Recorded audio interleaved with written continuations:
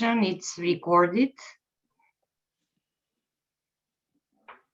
and we will start the presentation.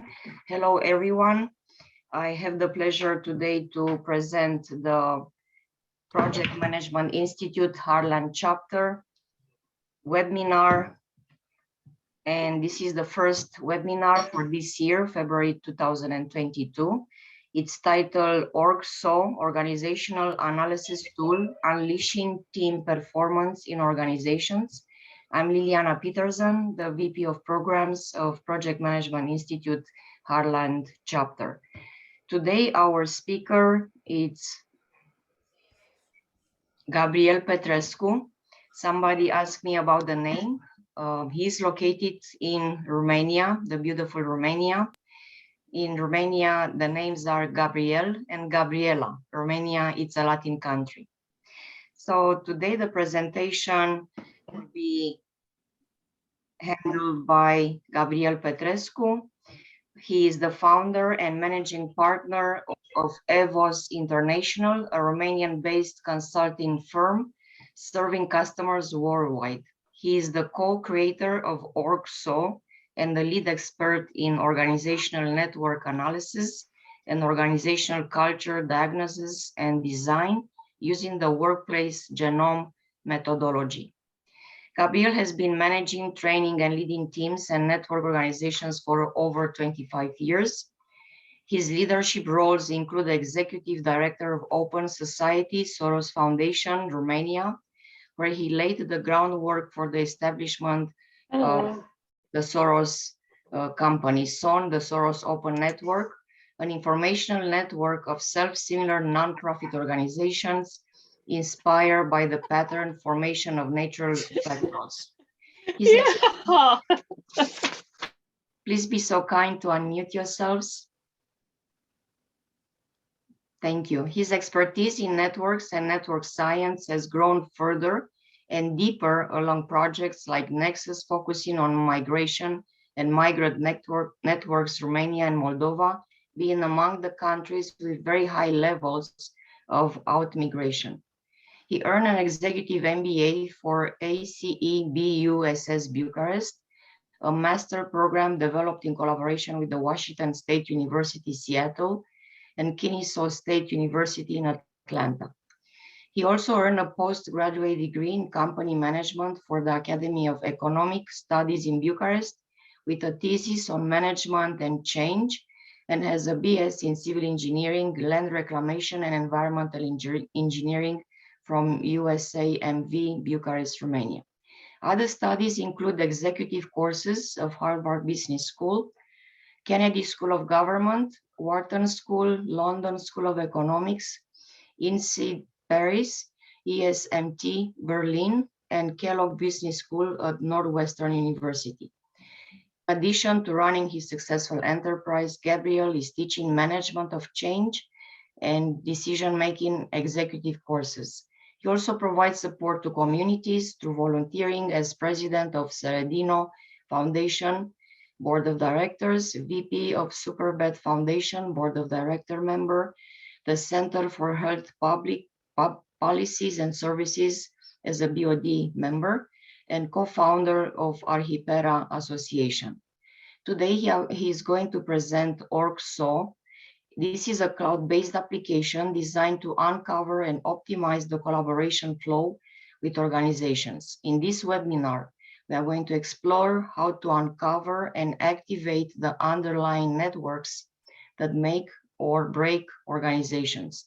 The demo will reveal how work gets done in reality, beyond organizational charts and work processes, and how to swiftly identify key influencers, blockers, and bridges with just a few clicks. With this, I would like to pass on to Gabriel the presentation. Thank you so much for being with us and making time to present an extraordinary platform. Thank you very much, Liliana. It's great to be with you here, with you all.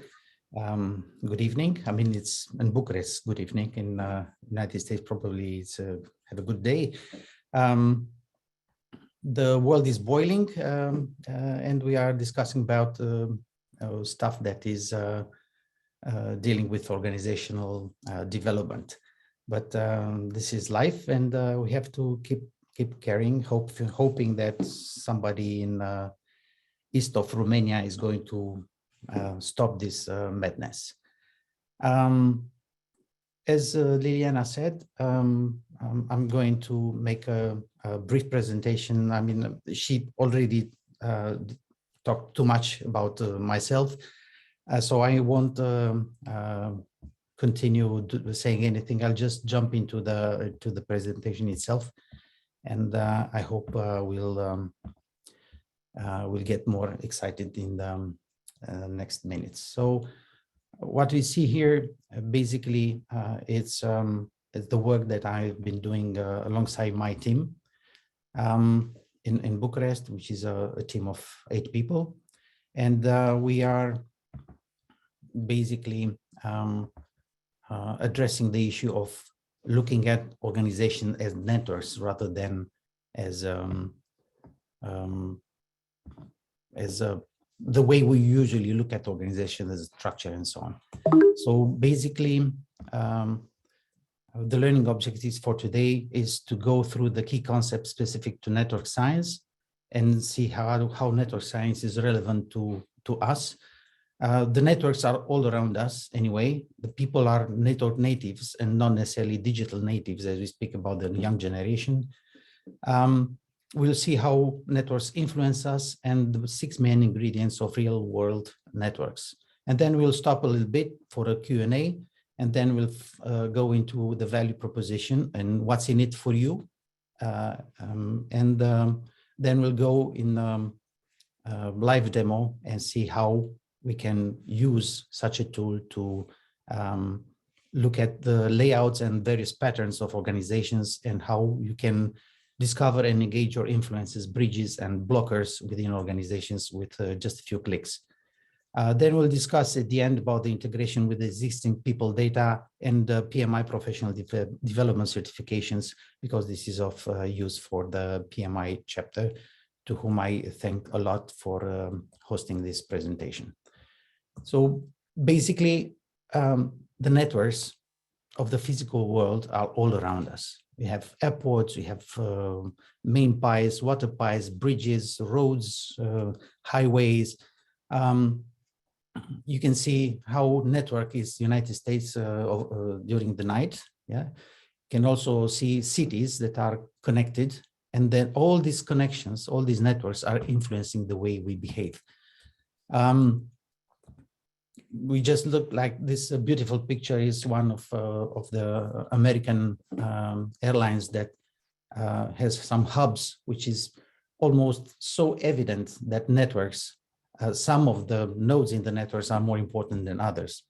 All sorts of circuits and the people are cabled all around. And this is the, let's say, probably because of too many cables or too many connections, we end up being a bit like this guy here. So on top of this physical network, we have the networks of people. And when I talk about networks of people, it's not about social networks. Okay, so I'm talking about real networks of people, people that you know, that you connect to. These networks of people are from the early childhood to business and so on, and even during our free time. And for example, we go to the this map is a beautiful map because it shows the river sheds. Basically, you see there the basins of the main rivers in the world. They are all connected. They are all connected through the oceans. And for example, this is Mississippi Basin, which is the largest basin in the United States. And there you have the Danube Basin. And this is Liliana, who decided some years ago to fly from one place to the other and ended up in the heartland, Nebraska, and left us here in Romania, at least me. I've traveled a lot, but I'm still here.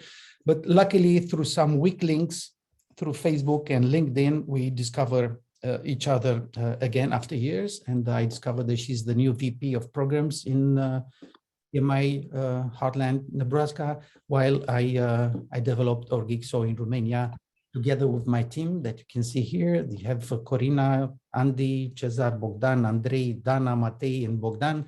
This is my team with whom we are developing and trying to promote this, this tool. And with the help of Liliana, we are now connecting with another network that is on the other side of the ocean.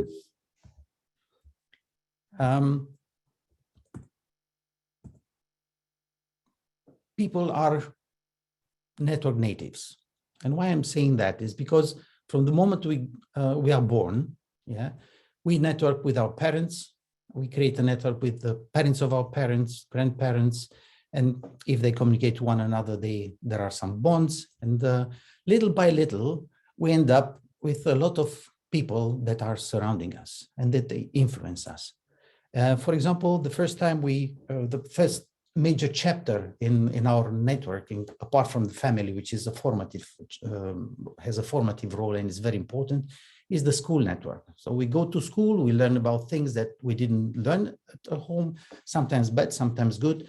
Anyway, it has a formative role and it influences us. Then we go to college. The college network is probably one of the most important of all, because this is the you know, you're fully grown, but you're still not fully formed. So friends of friends networks start to make a lot of, has a lot of influence on you. And then we go to university network, where you see that you can meet with other people, friends, and other networks, and you start to enter professional networks. Then you go to another very important network, is the first job you get is the work network. Yeah, and then you have colleagues, peers, business partners, and so on. This is very important. And if you're like me, for example, I started my first job was to work for a European program to restructure the university education system in Central Eastern Europe. And because we were part of a large network with all the countries in European Union and European countries, then we had to, I mean, this was formative for me. And next important network that we get into is the spouse network. Can you please? I apologize, attendees. Please be so kind to unmute yourselves, or we can do so, but will be impolite from our part. Thank you. Okay, then I was talking about the spouse network, the significant other. Each of us are coming to the same place with our own networks, and this is kind of a merger and acquisition of network with your family. Sometimes it's good, sometimes it's bad, as in business. Not always the mergers and acquisitions go perfect. And then another baby comes in, and then you go back to school, and then but there when you go back to school, you're going to meet the parents of the other people. So other opportunities arise and so on. So it keeps going on, and these networks are forming us and are influencing us quite a lot. So basically the 6 main ingredients of real world networks are connectivity, density, frequency, dependency, node identity, and preferential attachment. I'll go through each of them to explain a little bit what they matter for you. And this is why it is important for us to understand networks. First of all, connectivity. Yeah. So for example, we have here a network of 3 people. How many connections can there be between 3 people? And when I'm talking about connections, let's say handshake connections, meaning that it's a mutual connection, not a unilateral. So basically you have 3 possibilities. Okay, so if you have 3 people, then you have 3 connections, 3 possible connections. What if happens if you go to 6, if we multiply with 2? Okay, so we grow the network from 2 to 6. How many connections could there be there? Okay, so just to help you out, definitely more connections, probably more than 6, 12, it's not, it's 15. This is basically the formula that calculates. So if you have a company that say with 100 employees, you just use this formula and you can see how many number of possible connections are between these people. So 15 for 6 people, then we grow, we double. If we double the number of people to 12 people, then the number of connections is going to get to 66. Yeah. So all of a sudden you see that there is a, although the growth is just double every time, in terms of number of connections, it's exponential growth. Okay. If we go to, again, to 24 people, the number of connections is 276. Yeah. So when you talk about networks, we usually look at the people and we analyze the people. How many people are in one organization? Let's say 24, 100, 127, and so on. But we forget that the number of possible connections are huge. Yeah. Let's have a look at the connectivity. For example, if we double it 10 times, in fact, 9 times. Okay. So we multiply with 2, we go from 3 to 1,536. And the number of connections, look at it and see how fast it grows. Yeah. So with 1,500 people, which is a large organization already, we have 1,178,000 possible connections. Yeah. So the growth is 4 times. Okay. This exponential growth makes things very hard for us to manage the way we used to think we have to manage it.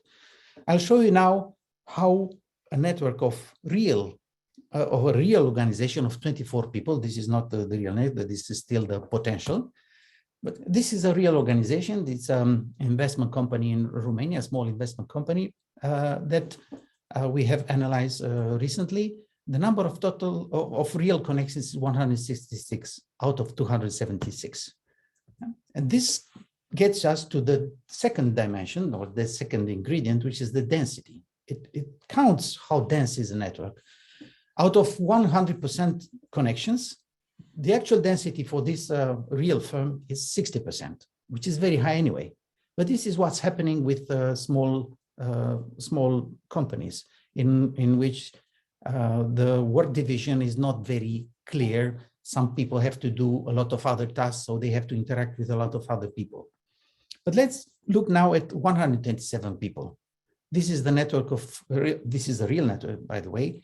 The number of potential connections, 8,001. Number of real connections measured by the answers from the employees in this organization is 505. Okay, so basically, out of a potential density of 100%, we have an actual density of 7%. And this company is a very profitable company. Okay, so density matters. Also, if you look at this this graph above, you see that the density in some parts of the network, in the southern part of the network, is smaller, it's lower, while in this area, it's much denser. Okay, so density is important. And when you look at an average, we have a famous Romanian mathematician, Moisil was his name, and he used to say that, talk about averages, saying that if you sit with your butt on a hot plate and the other part on an ice plate, on average, you're okay, but your butt is not okay on either sides. So, and then if you go to an organization, again, a real organization, 236 people, this is how it shapes. You see that the number of potential connections is 27,000, okay, while the number of real connections is 1,928, which gets you to an actual density of 7% again. Again, this is a very profitable organization, so the density is important, but not necessarily calculated as an average. Yeah, we have to see more about this in a few minutes. The frequency is the third element that that we need to understand about networks. And if you look at this network, probably you'll say that it's quite chaotic. You can't understand much. However, if you look at, for example, the people that communicate daily, on a daily basis almost, you see that it makes much more sense. Okay, so the frequency with which you interact with the people in your network it has an influence over the network itself and over you. Okay, so for example, when you're going to college or to school, you're meeting with your colleagues very often. That's why the formative impact of your colleagues on yourself is much higher than if you go and meet with your grandparents only on an occasional basis. Another important aspect is the dependency, because in business, in an organization like the one I'm showing you here, you see here the colors are the departments in this picture. The bigger the node, the more dependency of other colleagues on the people who are bigger, who have bigger nodes. Okay, if you want to see, for example, identify much clearer, you can look at the blue colors. This means that these are the most connected people, in the sense that the others depend on them a lot. Then you go to node identity. This is very important as well, because you can look at node identity means a person identity. So a person is part of a department. So you can look at the network as a department. You can look at the network as based on the work location. Here, the blue is the headquarters, and then the other colors are various parts of the various other locations in which they work. You can also look at it from a tenure point of view. So, for example, the green ones are 11 to 20 years in the company. So they are the old guys. Of course, if you're older in the company, it's quite normal to be a bigger node, because you're connecting more people, you're the repository of knowledge and so on.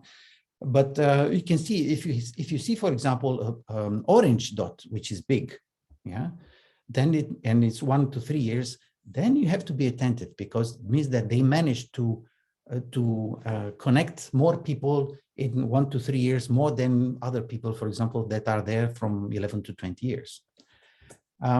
Then you can look at it from a generation perspective. Yeah? So if you're looking at your organization, the way it works in reality, you see that millennials, the blue, dark blue, and the Generation X are the most in this area, but we'll get through this soon. So you can also look at the race, but we don't have this issue in Romania, so we don't have to deal with this quotas and so on. But you can also put pictures, and this would be ideal, for example, for newcomers in the organization, because they will quickly understand who is there and who's more connected.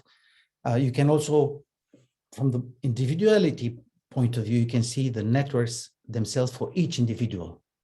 Would you like, for example, to see your network within the whole organization, how broad it is or how small it is? Or you can also look at each individual and see some metrics about how well connected that the person is in the organization, and also see some profiles. For example, this guy is a strategist. It's a monitor evaluator. And the sixth ingredient is preferential attachment. Okay, showing you here the larger organization we have studied so far. It's 719 nodes. The density is 2.7%.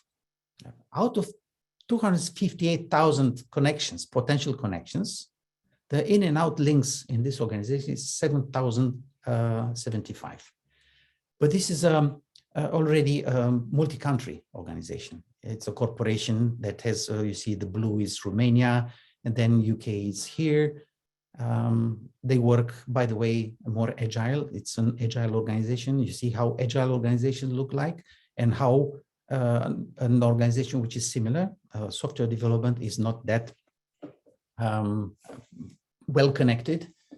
It's from Croatia, this one. You can look at it also from a distribution analysis. And this is a power law distribution. It's not a bell curve. It's never. In natural organizations or natural networks, you'll never see a bell curve. It's always a power law. Somebody is ahead of others when talking about connections. Yeah? And if you go here, for example, we see that in this organization, 719 people, 36 people, which is 5% of the total population in this organization, basically has 20% of the total connections in this organization. The next 30%, which is the body, is 14% of the organization, 98 people. Okay, and the tail is 585 people, 92% of the organization. The tail is basically 50% of the body and the head, or the body and head is 50% of the whole. Yeah. So this is very important to understand that some people are, by their skills, by their knowledge or whatever, their nature, they are connectors, and they are always going to be in the head. Then you can look at the outliers to see the preferential attachment, how this affects us. And outliers are basically the 99%. So we have 8 people here in this organization that are the hugest connectors. These guys will always attract others. If you're a newcomer into the organization, or even an old person in the organization, probably you're going to get connected more with these guys than with the rest. So it's very important to know your outliers in terms of connectivity, because they are key people. So now this is the introduction to the key concepts specific to network science. We've gone through them, and I'm opening up for a Q&A if there are some questions. I hope you have used the chat room. Liliana, can you help me up with this? Are there any? Sure. So please be so kind to address your questions in the chat room while they are going to be posted. I'm going to interrupt Gabi, perhaps with just stating question. And while you have questions, maybe for something that was previously presented or not, please address them in the chat room. And again, I'm going to read them and address them to Gabi. So far, we don't have any question, Gabi, so we can continue with the presentation. Okay, thanks. So now we go to the second part of the presentation, which is the value proposition and what's in it for you. Okay, so I hope you are here to get something out of this, this presentation, more than just a bit of introduction to network science. And then we'll continue with a live demo and talk about how Orgiso can really help you out in the next stages. So basically, this is what's in it for you. You see, beyond the organization chart, you identify emerging leaders. You can develop employees faster or better. You can pinpoint blockages with precision, retain talent, and save money. Okay, and we take them one by one. This is an organization that it's an organizational chart we are mostly used to. And this reflects the way the organization thinks it works. Okay. Is the same organization with the one that you can see, that you see here on the right. Okay, it's the same organization. It's just that on the left-hand side, it's what the management told us that the organization looks like, while in the right-hand side is what the employees told us the organization looks like. Okay, so basically, when you look at this organization, you see there is a lot of connections that people are saying that they use in order to do their work. Okay, because basically this is the answer to this question: with whom do you collaborate to do your job? Okay, and this is how the organization really works. Okay, you can also look at, for example, the management team. Okay, so within the whole organization, where is your management team located and how they interact to one another? Okay, you can't see this if you look at the left-hand side corner. Yeah. You can also add the sales team, and this is a real organization I'm showing you here. So, okay, so the sales team together with management team, we can add up the logistics and the technical team. So you see there are some segregations, at least between the commercial, the sales team and the technical team, which is on the right. Gabi, if I may question, sure. I'm going to address them. So I know that you are going to explain now or later on, but it's up to you to explain when. So the first question, how do you determine the real connections and density?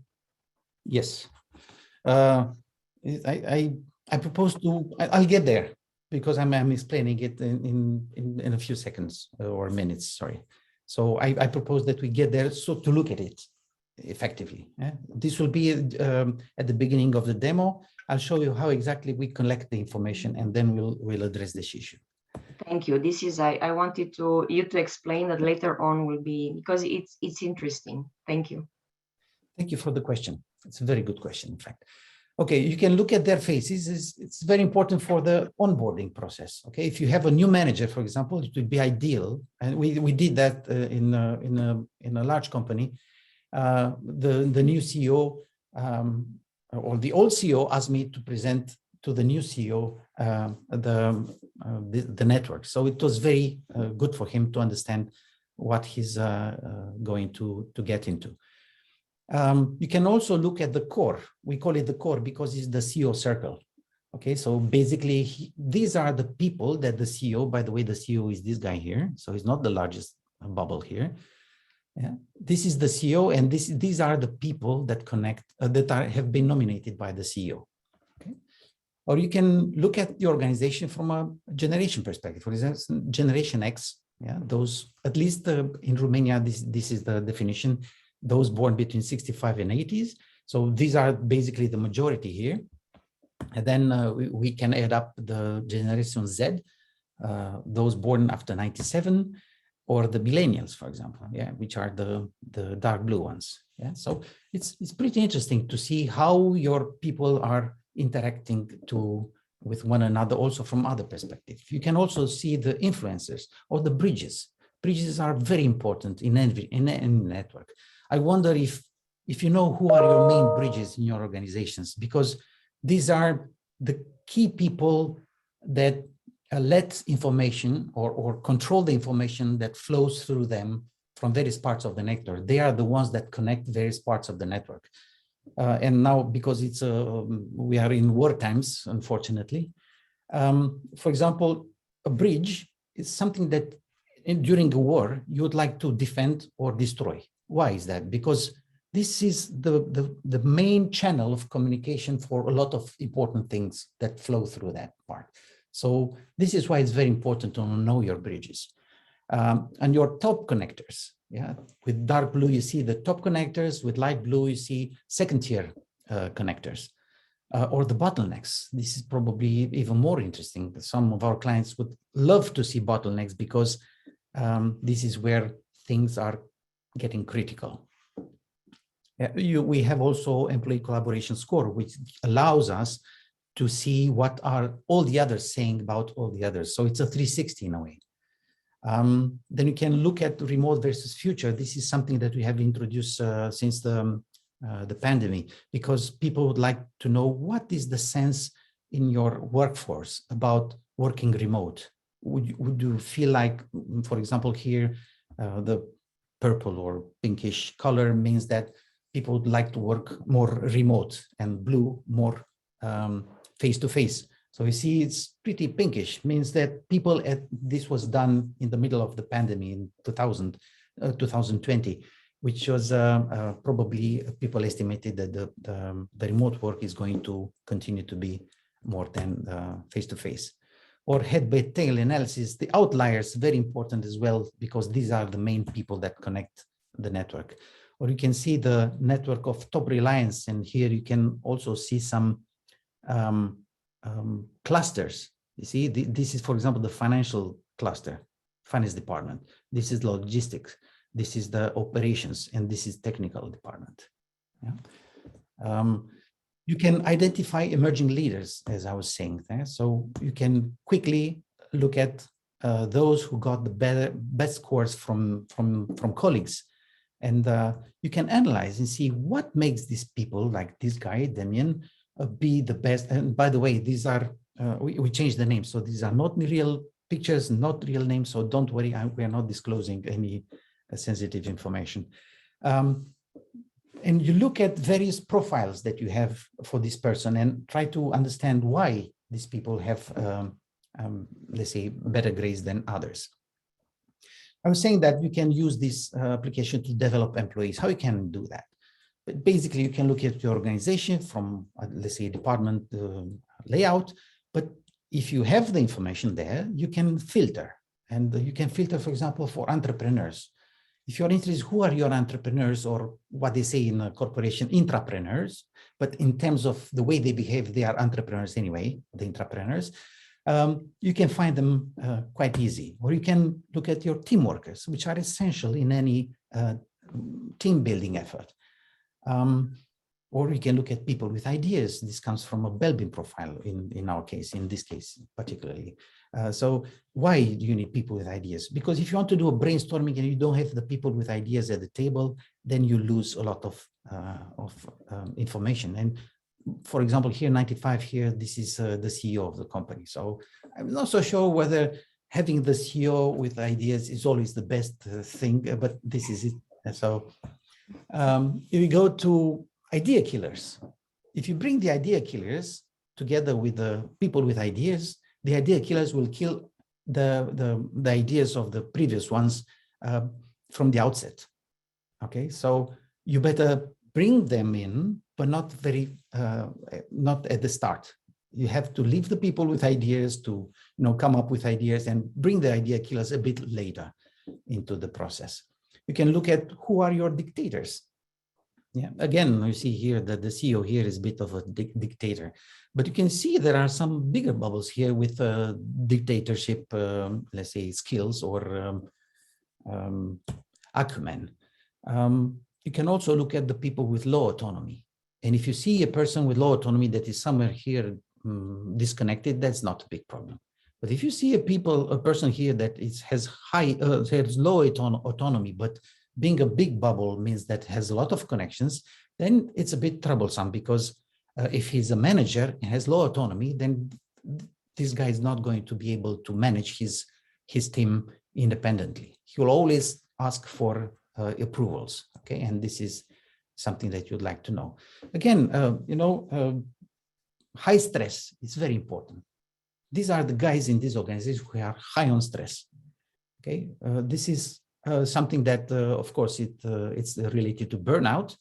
It may be because of burnout, maybe for other reasons, but definitely if you see your guys who are extremely stressed out, which is these guys here, like this one, 58, yeah, this means that this either is on burnout, either you're going to lose that person soon because he's having probably too many responsibilities to handle. And you can have a look at the chart in power law distribution. And this is very interesting. For example, if you go and look at only the management and see that some of your managers are in the tail region, which are very, the number of connections is very low, then you have to ask yourself whether there is something good or bad with these guys. And if you see, like in this case, this lady used to be the head of HR. If the head of HR is so less connected, then it's a bit of a problem. We add up, for example, here the sales, and you see that nobody from the sales department is in the body or head. Okay, so they may be very well connected with their clients, which for salespeople it's ideal. I mean, you want the salespeople to be connected with their clients, not necessarily with the people inside the organization. However, even their boss, which is this guy here, is not so well connected either. So there is something there going on that needs to be addressed. By the way, here is the CEO. Okay, so the CEO is not the top connected. And in our opinion, it doesn't have to be. To the contrary, the CEO doesn't have to be the top connected person. Probably the chief operations officer should be over there. Okay, so when you look at a chart like this, you have to wonder what's going on with this body. For example, the body is essential. I like to compare it with economies. For example, the Swiss economy or the Swiss country, they have a very well-developed middle class. So if you have a very well-developed middle class, this is equivalent to this body. If this is well represented and is large enough, then your organization is going to be more robust because it has the capacity, the internal capacity to deal with hardship, to go through difficulties with these people that are well developed in the body. In this case, it's not that well developed. So it's a rather fragile organization, yeah? Because you don't have this second tier of people here. Okay, so there is a lot of room for improvement. And how you can do that? You basically take one by one and try to see how you can engage them more in the activities of the company, either through redesign of the processes and so on, because this white space here shows that there is not enough involvement, engagement of these people over there. Then you can pinpoint blockages with precisions. I would like to say, you just look at the answers of your colleagues as metrics, and you can take one by one. And for example, this guy here is the CEO, okay, and this is the Chief Operations Officer. And if you look at their answers, the first line is what this guy said about the CEO, and the second line is what the CEO's Chief Operations Officer said about the CEO. So Alfred said that Sam is effective in terms of collaboration, while Sam said about Alfred that he's ineffective. And then you go to this blue dot here, where you can see the feedback itself. Okay, so you can see what Sam Peterson said about Alfred, and you can address with precision where the problems are. Of course, people may give some polite answers, but not all of them do that.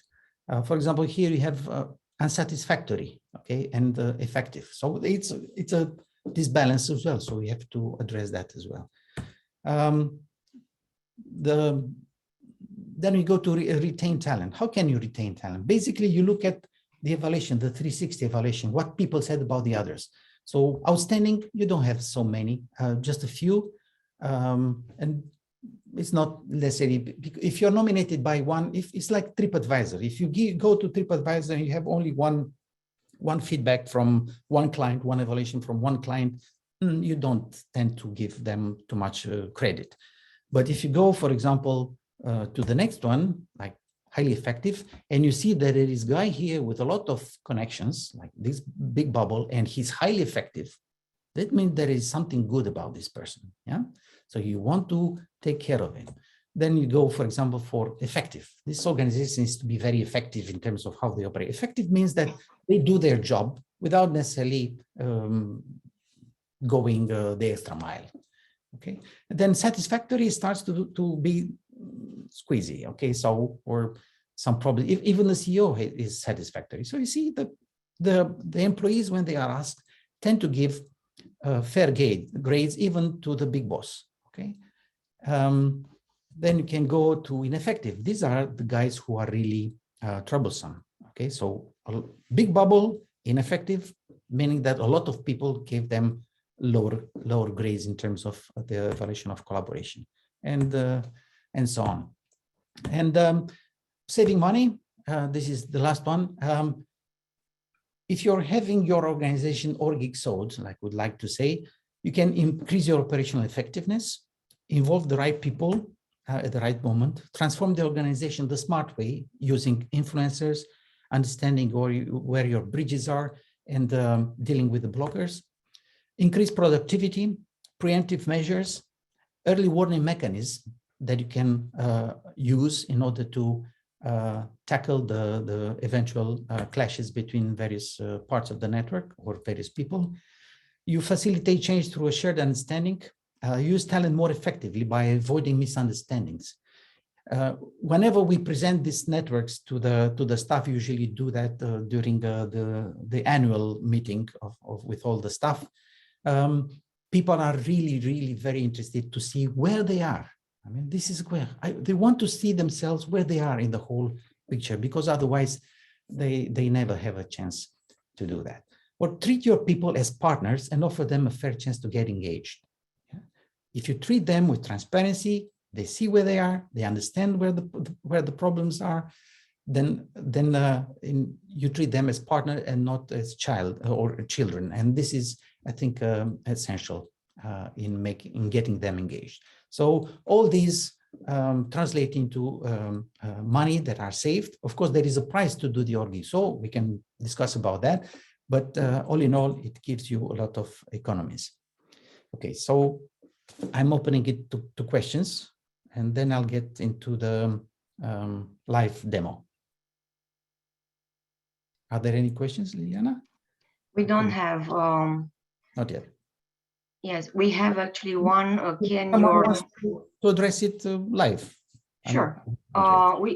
So one of the The question that just came, it's the Yeah. following. Can your modeling tool use assessment like Clifton Strengths, Myers-Briggs, and the like? And if you can explain probably later on if it's a combination or if it's an original algorithm that you are using. Yeah, we basically can incorporate any assessment tools. Basically, we are not incorporating the tools themselves, we are incorporating the results. So if Clifton Strengths and Myers-Briggs, they have their own categories or whatever. So all you have to do is provide us, alongside with the database of employees, with those categories for the employees that have been going through these Clifton Strengths and Myers-Briggs or others.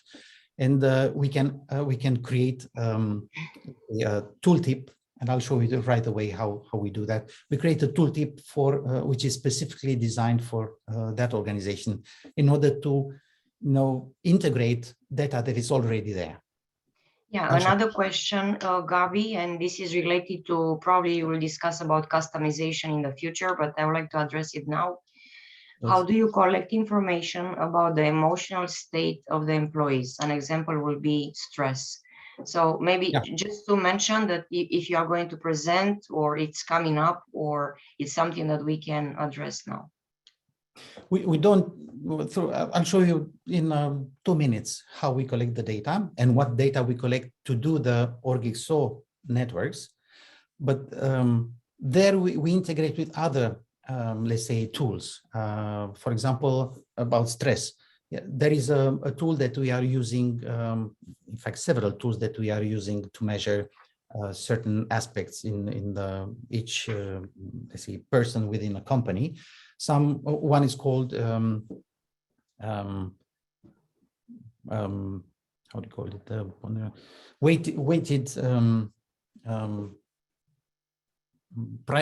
Weighted priorities list.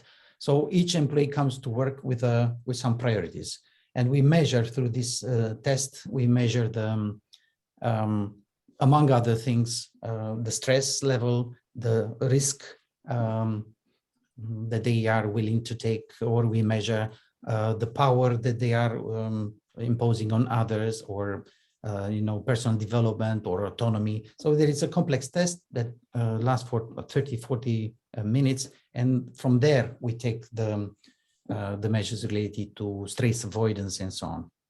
But these are basically, if you have tests that are done by other providers, we just can incorporate them and look at them as a network. Thank you for the answer, Gabi. So overall, it can be customized to satisfy different needs and change the metrics, perhaps. Yeah, so I remember it's called Work Priority Schedule. It was done by London Business School, Work Priority Schedule, and this is where we measure this. I'll show you the results in a few seconds. So now I propose that we go to the live demo. So I'll show you how real organizations work, some layouts and patterns, and how to engage your information bridges. Basically, if you go on orgxo.com, you'll see this site, which is our presentation site. Basically, you can find some information about what OrgXO is all about. You can see some small videos of organizations and how they intertwine, how they link together, on how they evolve. Or you can see a case study or spot some bottlenecks here.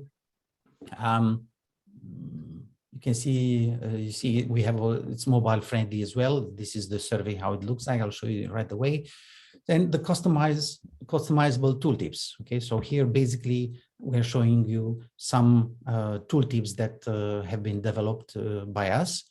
And we are, developing it also in a customized manner for other aspects. Okay, and you have 2 videos as well at the end. So in order to access the application, basically this is what you usually do. You go on your name on dashboard, and this is how you get into the application. And that's the demo organization I prepared for you for today. And I'll go back to the question, how do you collect the data? Because this is very important. Okay, so we have, for example, let's look at this organization from by departments, divided by departments. Okay, this, for example, management is with green.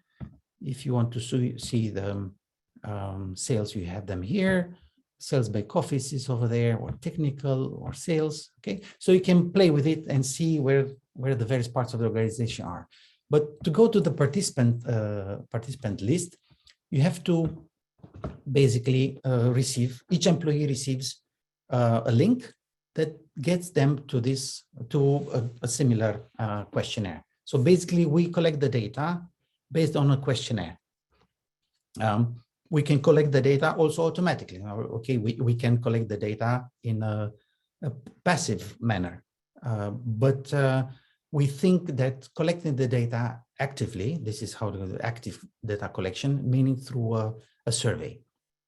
So what we receive from the client a list of all the employees in the company with their characteristics, the departments and so on, the age and how many, the tenure and so on. And basically, if you want to add a person here, in this case, I'm, for example, Adrian Andronescu, so this guy on the right, we can have them in Romanian, French, or English. But I'll keep them in English for the sake of this presentation. So basically, you have to answer to the question, with whom do you collaborate to fulfill your work duties? Okay, so it's let's say, imagine that it's a blank slate, not these guys here. Nobody is here. Okay, all you have to do is push plus here and select the people with whom you collaborate. Okay, you can select multiple and so on. I already selected them not to lose time here. So basically, we have with green, you see here 9 completed and 1 not completed. So I have this guy who I added him up here.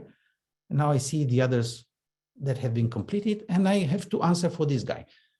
So me, Adrian Andronescu, I have to give an evaluation about the collaboration with Adrian Avramescu, because I said I'm collaborating with him. So I have to select the frequency of collaboration, first of all. And the question is, how often do you collaborate with this person on job-related duties? In person, over the phone, email, or any other remote instruments? Okay, so it's not only face-to-face. So if I said, I collaborate weekly with Adrian, and to what extent does your individual performance depend on this particular person? Let's say I depend high, not very high, but too high depend. What means high? My individual performance is fulfilling my job duties depends in a high degree on the collaboration with this person. So I depend on this guy. Then the third one, probably the most sensitive one, is the evaluation of collaboration. How do you evaluate your collaboration with this person during the previous year or the period that you've been working together with them? Again, here you have some tips if you don't know what effective means, what outstanding. And for example, I can say it's outstanding, meaning that this guy does the extra mile. Even if I collaborate weekly, dependency is high, it's outstanding. Then this question about remote versus face-to-face. In present, let's say in present, I estimate that I work 40% with this person remotely. Automatically, it's filled with face-to-face. And in the future, 1 year from now, I expect to collaborate more or less. This is just informative. Of course, nobody knows exactly what is going to be 1 year from now in this crazy world.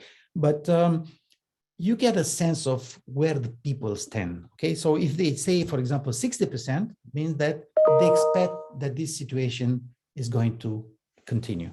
Okay, and then you can add some feedback here, optional. And once you have filled all the people you collaborate with here, you can go to the second step, which is the last step. And you have to choose the top 5 people you rely on the most in doing your job. And you have to rank them from 1 to 5. So, okay, you cannot put more than 5. So you have to decide, I have so many people here. So I take this guy here, for example, and I put him here. I said, this guy is the most, the person that I rely most, and then this guy, and then let's take some ladies as well. And this, you can decide that you have only 4. You don't have to go to 5. And then you just push finish, and that's it.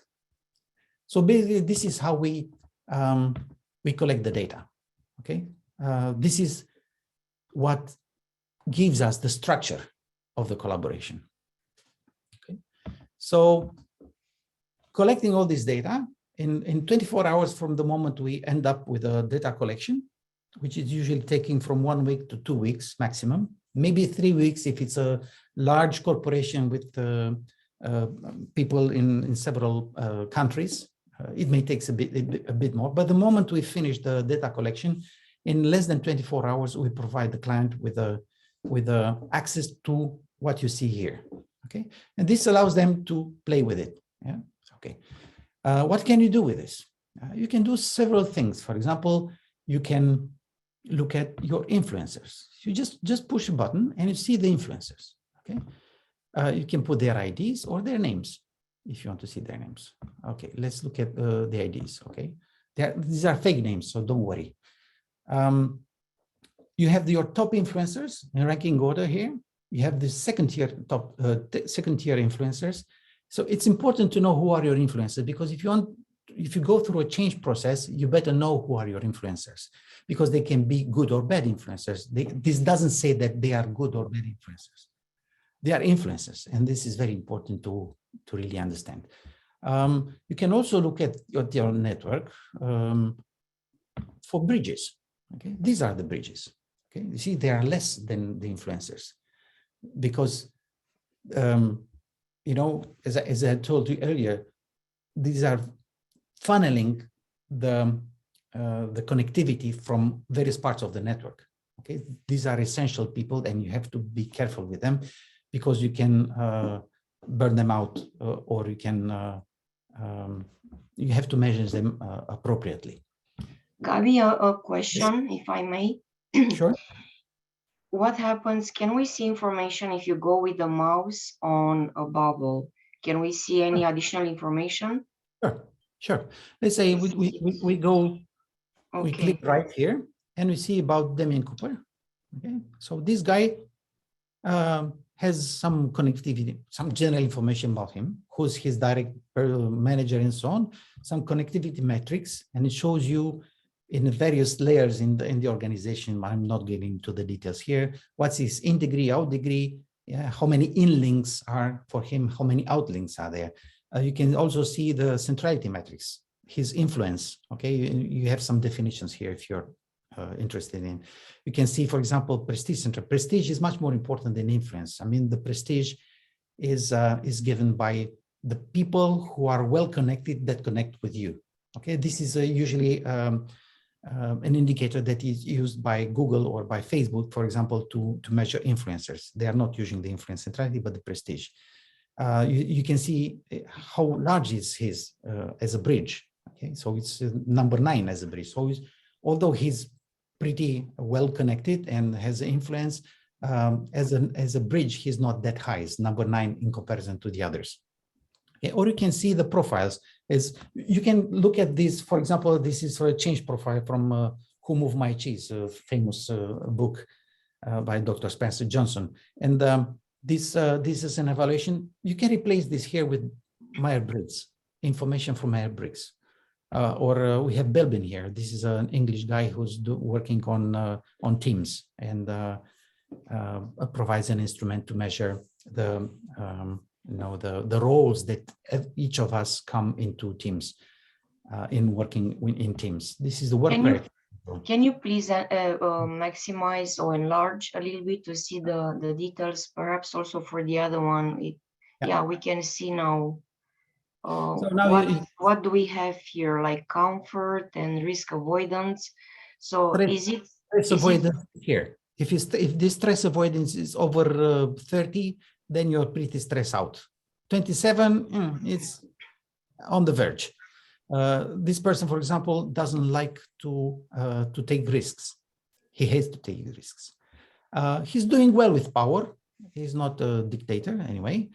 He knows if you give him power, he knows what to do with power, let's say. Yeah, but the level of autonomy is not that high. 32 is not a high autonomy, and he's having a clarity of expectation which is very high. And this correlates well with when you want everything to be clear, it means you don't have autonomy. So this is a way to look at evaluations. So it is possible to customize it and maybe to include something that will show the emotional state using a specific matrix, maybe, perhaps. This is related to the question that we had previously. Sure. If you have the tools, we can include the results into this. We cannot, we don't have a questionnaire designed for that. Maybe we should think about it, but this will be, thanks for the suggestion. We'll think about that. Okay, so this is what you can do with this. And you have people champions, ECS, collaborative score, and so on. So, for example, here, you can, I showed you earlier, yeah, who are your effective people? Who are your highly effective people? Yeah? Again, this guy is here, he seems to be all around. And you can see the remote versus face-to-face. Again, I show you this. This tells you how many people would like to see to work more remote. So overall, it's 42% of the people in this company expects to work more remote, or expected in 2020, spring 2020, that in a year time, they will work more remote. And this is what happened, in fact. Yeah. And more felt like they need to work more face-to-face. But you see that those with face-to-face are at the outskirts. Okay, so these are the least connected people. They want more face-to-face. It's interesting anyway. So you can go through the dependency, for example, and this shows you the backbone of dependence in the organization. And if you use the HBT button here to the right, you can see the exact people that the others depend on, yeah, and the next layers. So it's very important to know your dependency. For example, here, 95, which is the CEO, is the largest bubble. If you go back into the main network, 95 is not the largest bubble, it's here. Okay, so in terms of connections, number of connections, she's a big bubble, but not the largest, definitely. Okay, but in terms of reliance, then he's the largest bubble. And if you go, for example, on top one, you remember that you can select your top 5 people. So in this network here, I'll show you a bit like that. Okay, in this network, you can see every employee has only one vote, because top one is only one person. So every employee has one vote. And this is very interesting because it depicts a lot about how this guy, for example, is in the center of, surrounded by the others. This shows, from our experience, whenever you see such a display, it shows that this person is for sure an autocrat. Okay, he doesn't want to delegate. He doesn't like to delegate unless he has to, but he's an autocrat. This is the chief operations officer in this company, and this is CEO here. So you see, yeah, each of them have nominated each other. So the CEO nominated the COO, but the COO was nominated by a lot of people who said that they depend on him the most, okay, which is not very efficient or effective. You can also see some here. For example, this is the finance department, and this is the logistics. Yeah. And just to go on the one-on-one metrics, I show you a picture of it, and I'll show you how it really works. Basically, you have one-on-one metrics for all the employees in the company. Okay, so this is Sam, the CEO, with Alfred, the Chief Operations Officer, and Johnny Nelson, the Technical Director.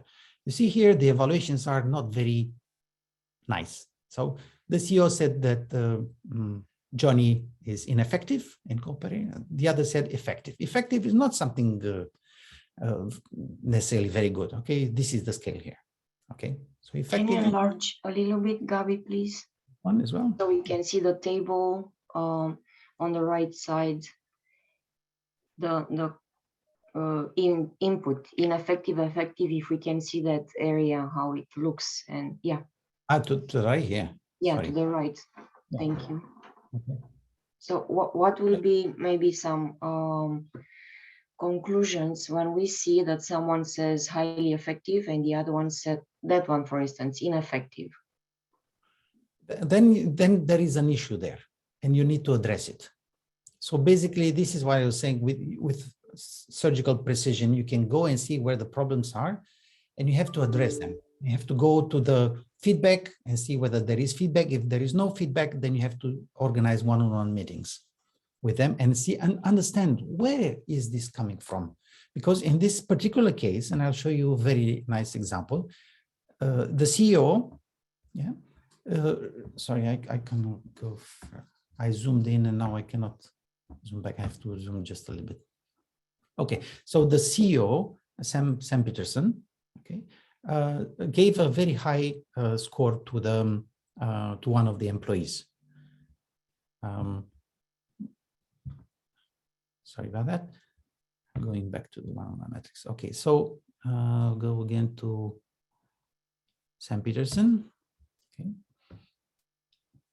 And then, so he gave a high score of collaboration to one of his employees, but that employee, it's Nick here. Okay, so the CEO said highly effective. So he was very happy with the collaboration with this guy. But the guy said ineffective to the CEO. So the CEO asked him for a one-on-one meeting, not to beat him or knock him, just to understand why. And he really appreciated the fact that this guy was very sincere with him.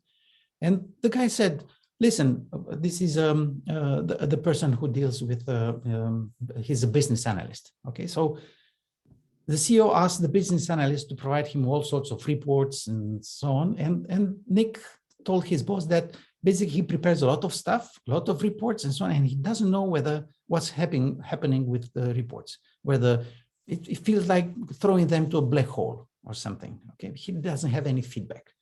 So that's why he provided him, he gave him an ineffective. So Gabi, this table, it's a summary of results, or if we click on that tabs, we are able to see also the input. No, basically this is the input. This is I mean the comments. So it's not. You can go on comments, but for example, in this case, they didn't provide any comment because it was not mandatory. Okay.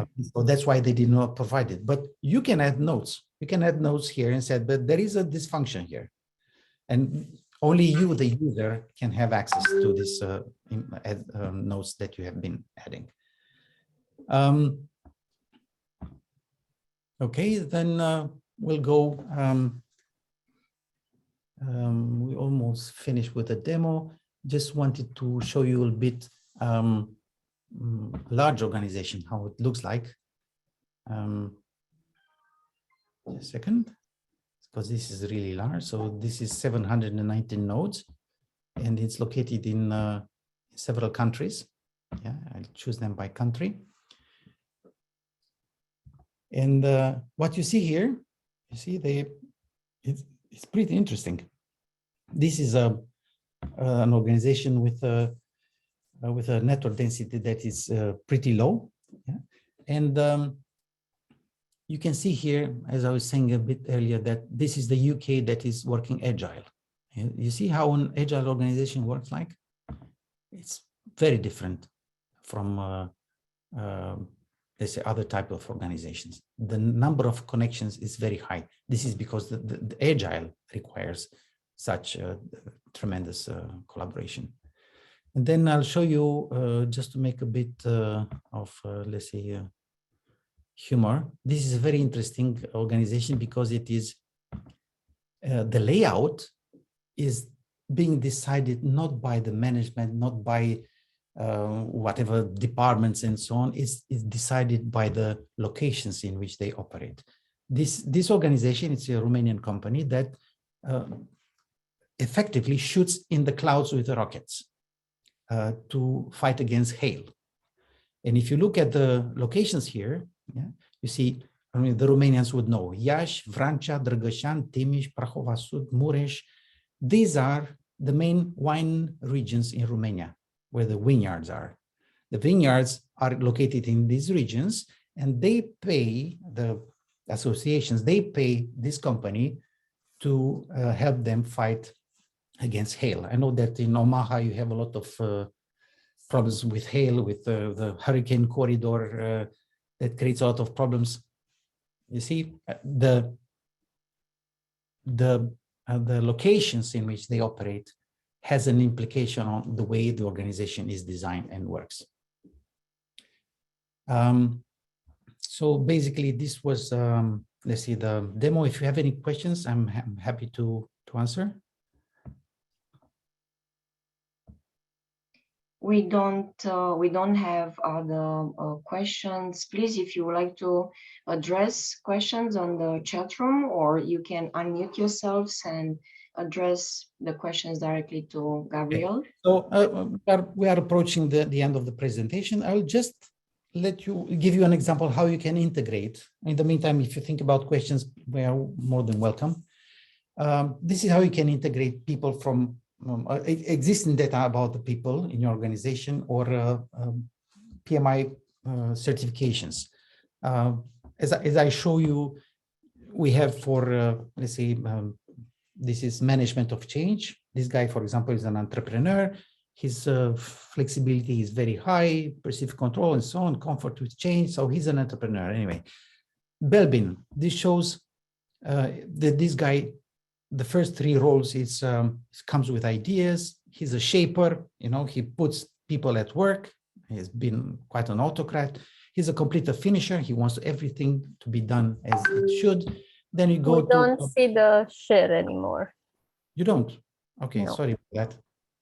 And I was certain I'm doing it, so sorry about that. Okay. We could all hear that, Corina. So that was a very nice example of teamwork. Appreciate it. Part of your team. Okay. So I was here. Yeah. So this is what I was trying to show you. Is basically that you can have all sorts of profiles that you can add up. We can design for every client. Of course, it will be an extra service based on the data they already have. Okay, so this is the work priority schedule. For example, 96 in power here shows that this guy is a bit of a dictator. He's very autocratic, but he's very autonomous. He's invests a lot in personal development. He assumes a lot of risk. Of course, if you're the leader of the organization, you assume a lot of risk, and he's doing very well with stress. There's no problem with stress or others, because he's the CEO, he stresses the others probably. And this is a decision-making quotient. This is how we measure for some of our clients, how well does the candidates for jobs do in under pressure, and how they take decisions. And here is, for example, what we can do for PMI certification. You can include here various certifications like the one that I'm showing you here. And what you can do about it with them is that then you can go to your network and look, for example, if it's, let's take the example of Lean Six Sigma, because in PMI, this is something very big, and want to look where your yellow belts are located and how they connect to one another. And you see here with yellow, you see the yellow belts or the green belts, yeah, or the blue. So basically, this is what you can do, of course, with extra integration. But all in all, what you can do is basically use our questionnaire to create the network, see the connections. Usually, we recommend to do it to do a baseline at any time. It's whenever we go to new clients, they say, "Oh, maybe not now because we go through a lot of changes." And our question is, oh, that's why you need it now, because you're going through a lot of changes. To have the baseline, it's always the baseline is very important because you want to measure how things evolve. If you don't measure these things, you don't know how things will evolve. Related to measuring and collecting the data, Gabi, we have another question. Does everybody needs to answer the survey to build a network? If you can insist a little bit more, who is actually the owner of the data and who is placing the order, paying access to the information, how private they are, who can see them, and because sometimes the employers might not answer, sincerely because they don't know what will happen with the data. So is it mandatory? And again, if everybody needs to answer the survey? Thank you. Yes, I mean, in theory, everybody needs to answer the survey, because if somebody is not answering, then you're losing some links. However, I mean, in small organizations, and I'm saying small, including small and medium enterprise, let's say 200 and up to 500 employees, we usually get everybody to answer because this is usually a CEO project. And we start with a letter that is sent by the CEO to all the employees in the company, describing why we do this exercise, why it is important, and what's in it for each employee. Okay, and So then is it, say, sorry, would it be correct to say that, let's say that I'm a manager of department, CEO, VP, so in a leadership position, is Yeah. it fair or correct to say that I might, for instance, be interested in just to say, for instance, to see the connection and the outliner and the bottlenecks and so forth in the just in the, let's say, logistic department. So we can run per department, right? Or maybe I might be interested only in a few individuals within the department. So can be customized. To me, the question addressed is the whole organization need to participate, or it can be divided per department, and even within the department, just a few employees. Right. Okay, so you can do it, of course, but you are going to miss a lot of important information. Okay, you can select, for example, we have this corporation with organizations in several countries. You can do them country by country. Yeah, so this is one choice. And you can then analyze one organization after the other, but you are going to miss the links between the organizations, and people connect with others. If they connect with others from other parts of the network, other countries, then it's essential to have everybody answering. And usually it's better to have it all at the same time. We did it for 719 people, and we collected the data in 3 weeks. Okay. In those 3 weeks, we had some people that left. I mean, not us, the company has some people that left. Simply, they left not because of our questionnaire, of course. They left because other reasons. And people that came in, of course, you always have, when talking about big numbers, you always have some ins and outs. Usually the people that are new to the organization are less connected, and they are not going to influence a lot. So ideally, it would be to have everybody. This is the ideal. Absolutely. By chance. Or like we are going to do it now for a new client, we are going to do it with everyone, but we are going to also cut them bits and pieces because they are interested also within their own country how they operate. So thank you so much for the explanation. And another question, this reminded me of the fact that actually I went over the ocean, as you mentioned, coming here due to a joint venture between Class of Omaha, the German company, and Caterpillar from United States. And a question that is addressed is, can this tool be used for organizational restructuring during a company merger? So we have acquisitions and then a combination. We are having mergers, they're developing into another company. And we saw also here in Omaha, and not only Omaha, worldwide, nationwide in the United States, a lot of acquisitions. And we have redundant management positions. They have to disappear because the organizational chart changes. So how this software platform, I like to call it, will help with that? Is it also a good tool to help with the restructuring period and the redevelopment of the organizational chart, and again mapping the new relationship or what it should be based on this map, the new creation of a merged company with another one, so company A and B becomes company C? Can this mapping help new relationship to be, so it maybe can reverse to say this is what it's supposed to be? Well, definitely. I mean, we have been assisting some companies in mergers. So they were our clients. They knew how they operate within their company. And when they decided to to merge with another company, basically they acquired them, they were very interested in who are the key influencers in the company that they have been acquiring. And not for, I don't know what reasons, simply in order to better understand how they can pass on the messages to whom, so that they can reach the rest of the organization faster and engage them into the process. Okay, so it's very important to understand how the organization looks like at the beginning, before the merger, and then after, let's say, at least 6 months, not earlier, at least 6 months, 9 months probably, to do it again with everybody. And then you can make an analysis to see how the two organizations have collaborated and how the merger is happening. And of course, you can install, let's say, some early warnings and see whether there are some troubles in the collaboration between the various employees from the two sides. So it's Based on yeah.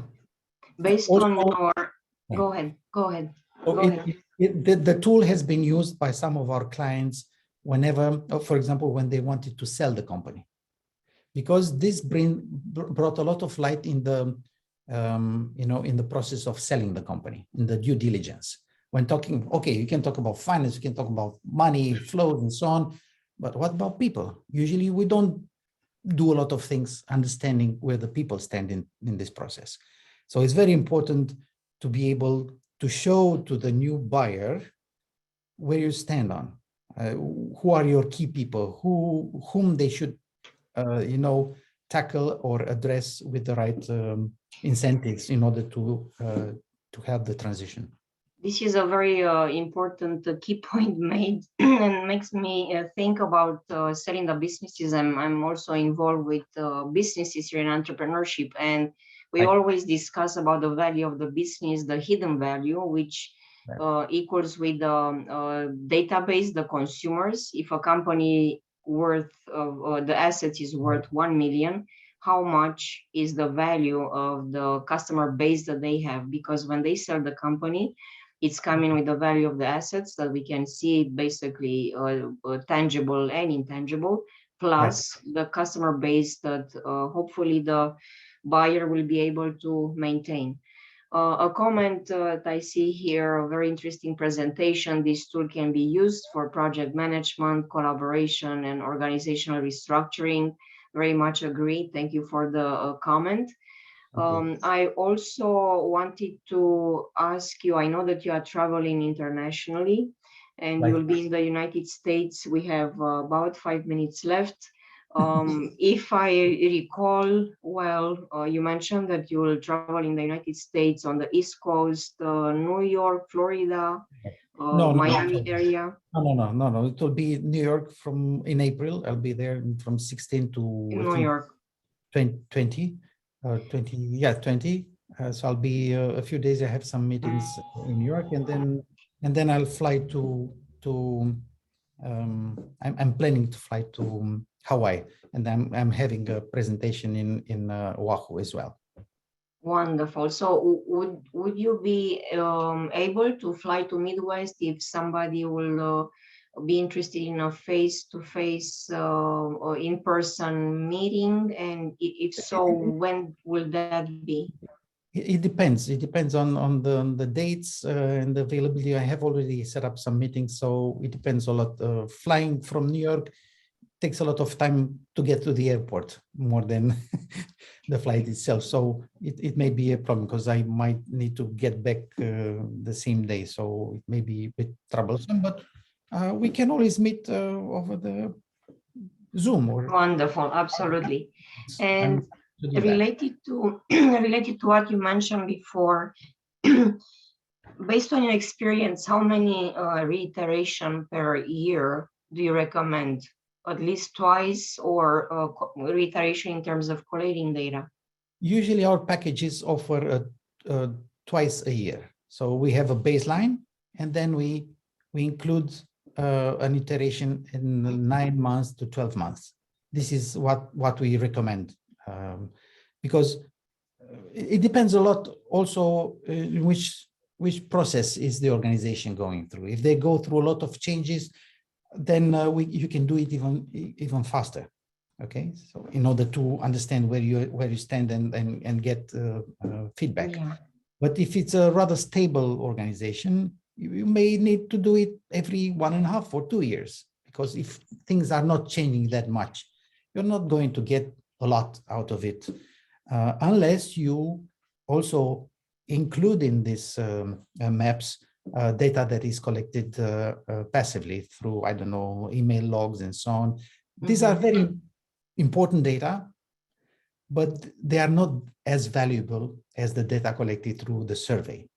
And to give you a hint, every time an organization decides to do this, the first time they do it, by answering the questionnaire itself, it has an impact on the organization, because you have to sit for, I don't know, half an hour, 20 minutes, 30 minutes, maybe more if you give a lot of feedback. And you have to think, with whom did I collaborate last year? Okay, whom did I rely on? And it's a process that has already some important gains only by answering it. Not to speak about looking at the networks and understanding where you stand and so on. It is. It was a very interesting presentation to me. Really something innovative. I haven't seen something like this. I'm pretty sure they took a lot of years to build it. You have a strong team. I saw some of them, majority IT and business oriented individuals, young Right. individuals. They probably are better prepared than us when we took in our engineering undergrad degree, all kinds of classes with software and so forth, but that was long ago. We are trying to catch up with them and using our brains and ideas to lead them towards such wonderful projects and software. Thank you so much, Gabi, for your kindness. I hope that you will make time in the future again with an updates for PMI. We Yes. appreciate your kindness. We send a big, let's say, hug to Romanian teams and all the countries worldwide, because we know that we call it war related to Ukraine, close to the Romanian borders, and we hope that everything is okay and this will be solved soon. You mentioned before that we have this session while the war started. This will influence all of us everywhere, and hopefully everything will go well. Yeah. Thank you so much again for your presentation. No. And it's a pleasure, my pleasure. Thank you all for the participation, and I hope to meet you soon. Thank you. We really appreciate your openness and your kindness. And I would like to mention that thank you so much for praise for Romania, Ukraine, and neighboring countries. As you know, I'm native of Romania, but I'm now a citizen of different countries. I would like to mention that the next webinar will be held on the same 24th, but of March, and pretty soon we are going to post our details on the website with the speaker in March 24, and will be from 6 to 7 p.m. This time we held it around noon because of 8-hour difference plus 8 hours with Romania. Thank you so much for all the good comments in the chat room. I wish you nice evening, Gabriel, and your team and everybody that was part of attendees group today from Romania and other countries. And everybody be healthy and with a positive spirit. Let's do our best to continue to collaborate and increase those wires that we see in this mesh, in this map that Gabriel presented. Thank you so much, everyone, and see you on March 24th. Thank you. Bye-bye. Bye-bye.